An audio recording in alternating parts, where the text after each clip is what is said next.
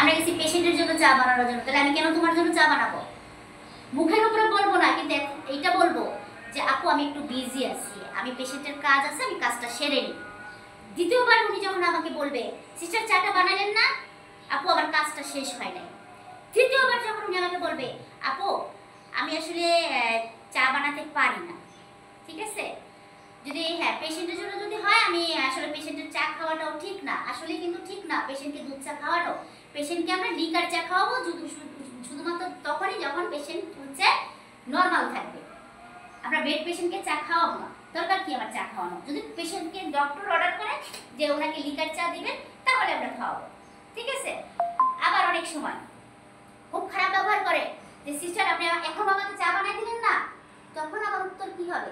যে আপু আমি তো শুধু পেশেন্টের কাজ করতে আসছি, আমি তো আসলে রোগীর লোকের জন্য আসলে যে চা বানাতে হয় এটা তো আমি জানি না, তো আপনি একটু আমার কোম্পানির সাথে কথা বলুন।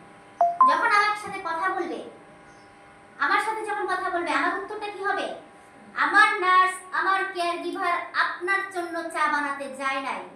আমি এরকম করে কিন্তু অনেকগুলো ডিউটি ছেড়ে দিছি, কারণ একটা নার্স, একটা কেয়ার গিভার কখনোই কোনো বাড়তি লোকের জন্য কাজ করতে যায় না। আমি শুধুমাত্র যাচ্ছি আমার পেশেন্টের জন্য কাজ করতে। তার জন্য চা কেন? তার মুহূর্ত যদি সাফ করতে পারি, তার জন্য চা কেন? তার জন্য বিশ্ব জয় করে আইনা দিব। পেশেন্ট টেকেল দেওয়া আমার দায়িত্ব, পেশেন্ট পার্টির জন্য চা বানানো আমার দায়িত্ব না। আবার অনেক সময় বলে সিস্টার ওনার বাজারটা একটু করে এনে দেন, আমাদের বাজারও করেন না। আমরা তার বাজার কেন করবো? আমরা পেশেন্ট পার্টির বাজার কেন করবো? আমি তো হদার গোষ্ঠীর বাজার করতে যাই নাই।